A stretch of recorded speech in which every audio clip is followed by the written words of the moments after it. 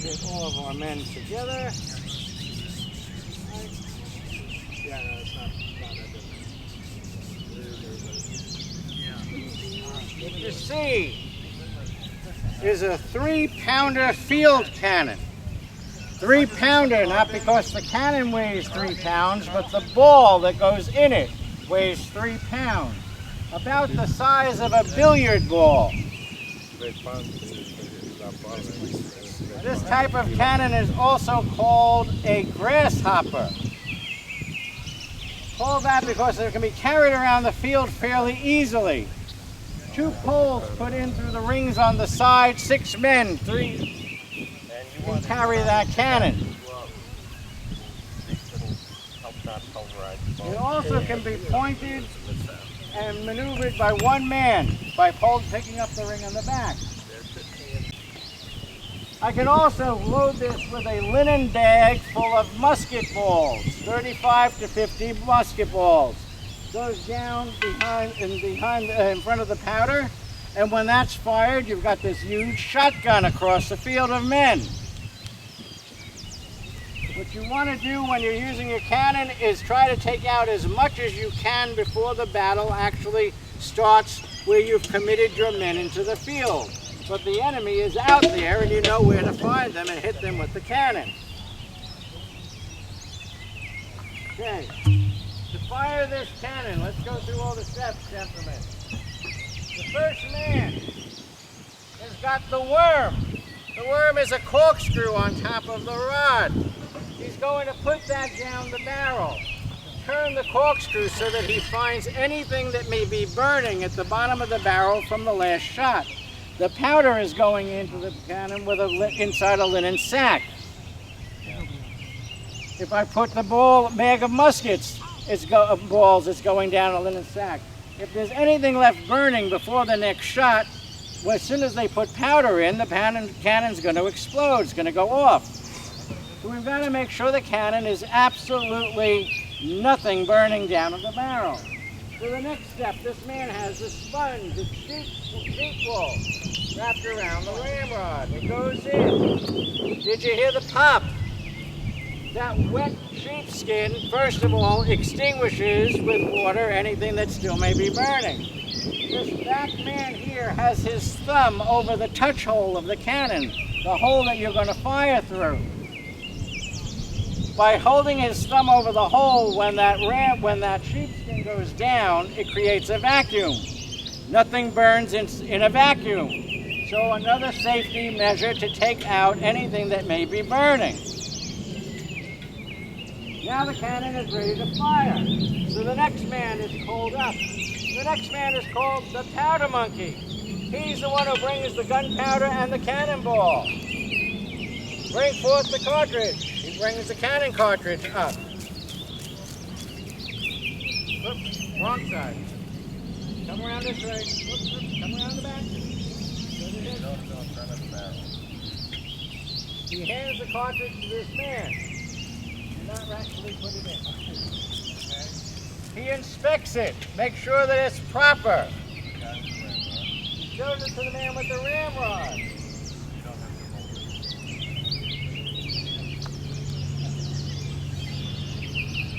And the man with the ramrod is going to give permission for it to go down. Why does he expect it? It's his arm that's next in danger. That's why he wants to make sure it's right.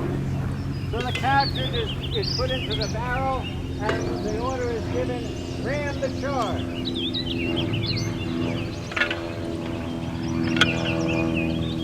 Do you see what this man is doing? He's throwing that ramrod down the barrel. He is not taking it and holding on and pushing. If I'm holding on and it goes off, my arm is going with the ramrod. That way. So I'm throwing it and letting it go. Now the cannon is loaded. This man, he has a brass or copper pick. He's going to break that bag of gunpowder so that there is going to be a hole with gunpowder now exposed. Puts it in the touch hole, breaks the bag. Then he takes a bird quill full of gunpowder with a little powder left at the top on a piece of feather. And he pushes that down into the hole into the bag of powder. Now he has a line of gunpowder from outside the cannon to the cartridge inside the cannon. He now covers it with his hat so no sparks come off and actually set off the cannon when we don't want it to go off. The next man, he's the one who's going to do the firing. He has what's called a linstock. The linstock is this forked device, and at the top there are two burning ropes. The rope is soaked, it's cotton rope soaked in saltpeter. It makes the rope burn very slow and very hot. This is what's going to be used to actually set off the cannon.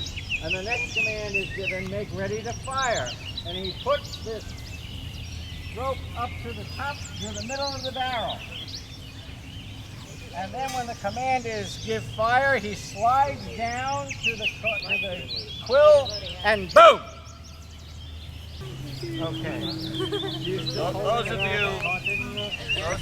don't mind losing your hearing or have earplugs, put your finger on the button of the camera, and when you flinch, press the button.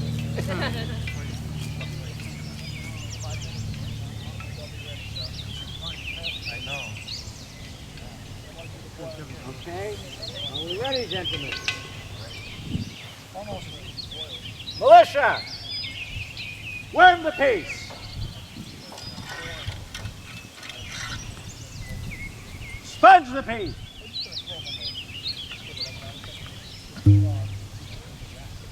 Bring forth the cartridge!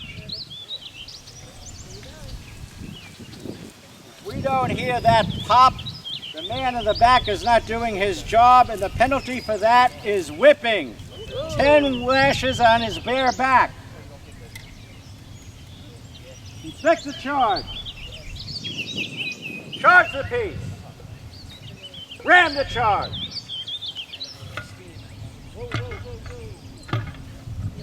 Pick and prime.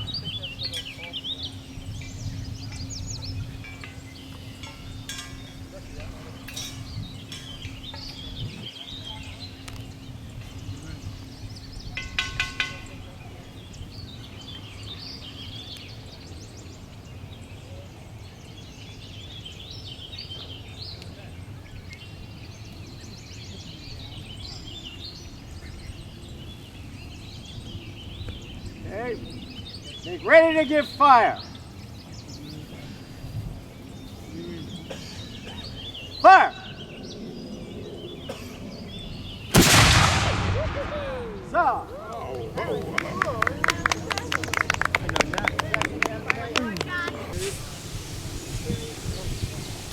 Militia, shoulder your firelock. Militia, 2 steps to the left wheel. March. Halt. Militia, prime and load.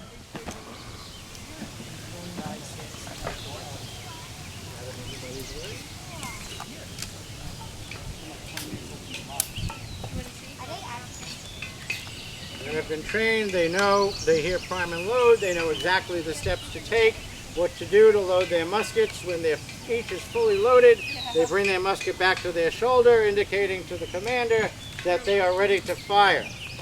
We fire in a line, we fire as gentlemen, we fight as gentlemen, as the enemy does. So the enemy will be in lines and columns, we will be in rows and columns also. We will fire, they will fire, we will try to fire again and then move closer. And we'll keep doing that until we're nose to nose, and the command will be given to fix bayonets. Every man has his musket on his shoulder. The command next is, make ready! They bring it up, they bring the musket to full cock position.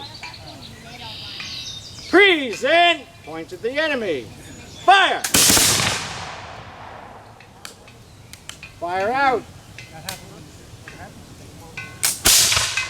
Prime and load.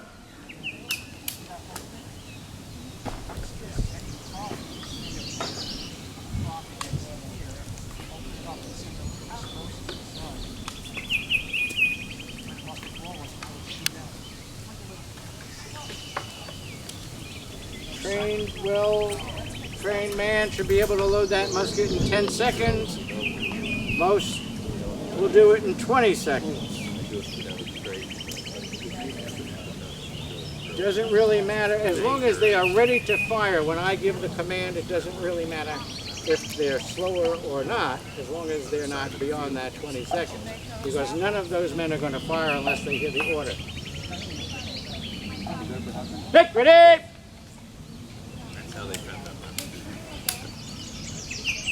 Freeze, set! Fire! Fire out, whoever didn't fire.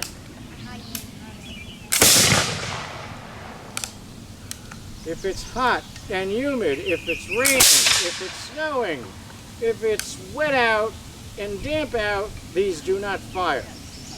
It is black powder in the heat and humidity, and in the rain gets to be a gummy paste and it will not go off. The only thing you've got going for you is the enemy is shooting the same thing. You can't shoot, they can't shoot. Prime and load!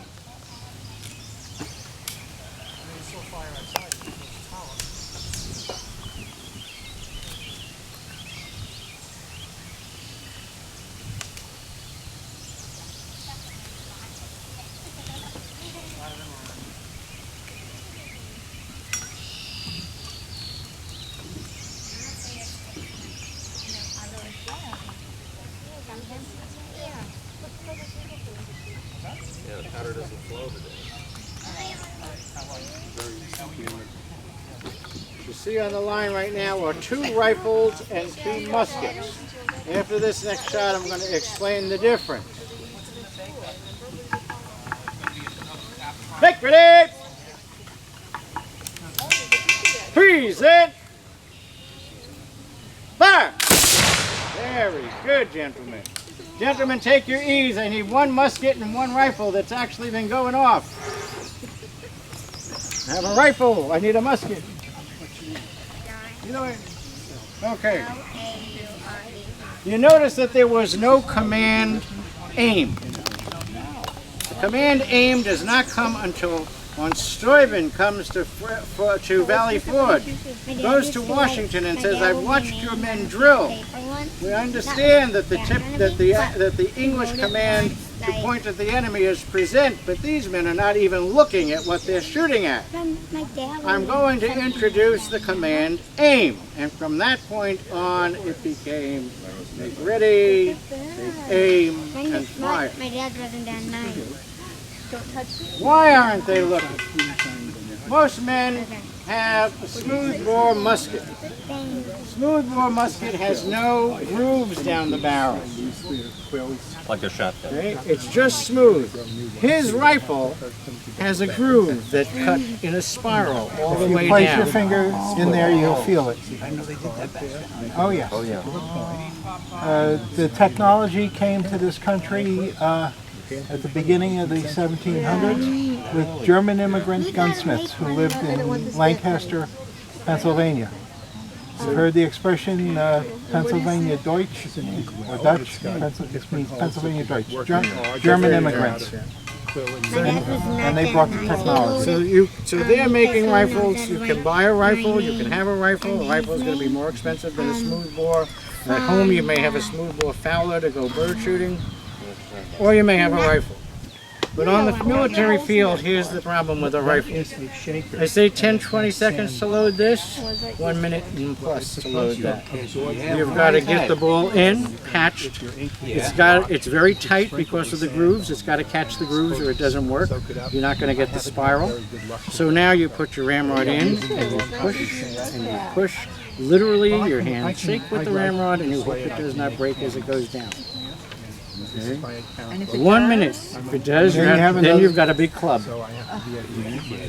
So the rifleman can shoot 300 yards and hit anything he's looking at. It's Fall down. going to What's interesting about kill these- whatever he you see points these at. in books, they never There was show a you the laces. rifleman When the weather's really bad and rainy and Boston, snowing, McMurphy, you can undo the killed laces. 5 and pull the British hat sailors down, from big long Hillside. loop over your head. So it's like They were in a rowboat. Said they were soldiers in a rowboat. They were half a mile out. And it's this They shit killed all 5. when the wind blows really, The really man with the strong, musket, they because actually it's a cut smooth down bore. more. 25 yards, you pretty much will hit what you're pointing at. Beyond that, what's happening with the musket is when the ball comes down the barrel, it starts to bounce. There's nothing, it's a loose fit. It starts to bounce. If it bounces here, then it's going to go that way. If it bounces here, it's going to go that way. If it bounces here, it's going to go up. So 25 yards is you can usually put a hole in a man-sized target. Washington liked buck and ball, which would be 170 caliber ball. And you can walk with the line. This gentleman is telling me something. You had a pretty good chance of hitting somebody. I'm John. So these men are the ones who are going to be lined up in rows and columns. Men with muskets. The idea is, and this is how gentlemen have fought since the Romans, You use the quill of the bick. take your arrows or your musket balls and you send them up, and they all come down like rain on the enemy. They're all lined up, so as long as you get the estimated range right, you've got musket balls coming down your head. Or Or coming in. 45 degrees.